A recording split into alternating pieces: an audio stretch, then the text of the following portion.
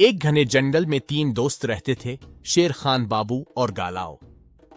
تینوں ہر روز اکٹھے کھیلتے، پانی پیتے اور ایک دوسرے کی مدد کرتے۔ جنگل کے جانور بھی ان کی دوستی کی مثال دیتے تھے۔ ایک دن جنگل میں ایک چالاک لومڑی آئی۔ اس نے تینوں دوستوں کی دوستی کو توڑنے کا منصوبہ بنایا۔ لومڑی نے پہلے شیر خان سے کہا، بندر تمہاری کندھوں پر بیٹھ کر فخر کرتا ہے، وہ تمہیں کمزور سمجھتا ہے۔ پھر وہ بندر کے پاس گئی اور بولی، ہاتھی گولو سمجھتا ہے کہ تم بس شرارت کر سکتے ہو، کام کچھ نہیں۔ اخنر میں اس نے گولو سے کہا، شیر خان اب تم سے بات نہیں کرے گا، وہ سمجھتا ہے کہ تم سست ہو۔ تینوں دوست ایک دوسرے سے ناراض ہو گئے اور الگ الگ بیٹھنے لگے۔ جنگل میں خاموشی چھا گئی۔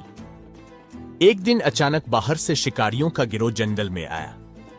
تینوں دوستوں نے پہلی بار اپنے اکیلے ہونے کا نقصان محسوس کیا۔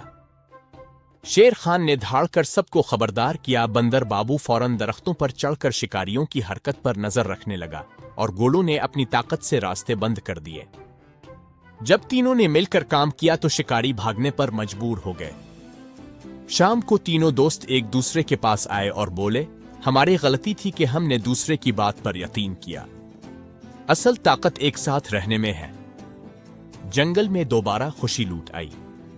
سبق: دشمن ہمیشہ دوستوں میں غلط فہمی ڈال کر فائدہ اٹھاتا ہے۔ اصل طاقت اتحاد میں ہے۔